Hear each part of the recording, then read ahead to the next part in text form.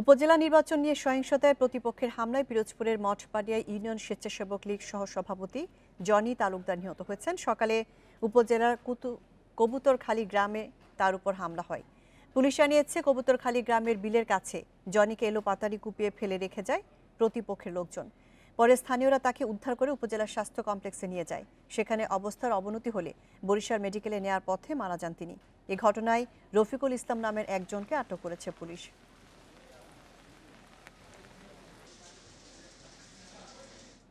এদিকে ঝালকাঠিতে নির্বাচন পরবর্তী সহিংসতায় আওয়ামী লীগের দুই পক্ষের সংঘর্ষে ৫ জন আহত হয়েছেন। এ সময় বেশ কয়েকটি বসতঘর ভাঙচুরের ঘটনাও ঘটেছে।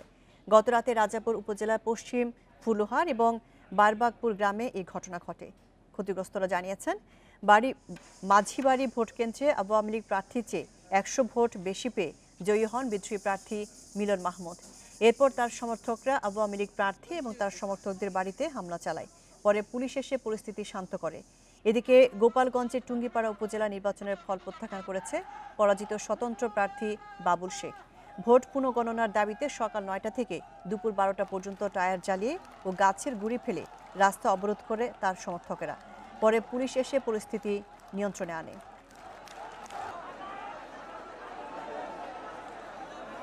জনভোগান্তি যাবে না।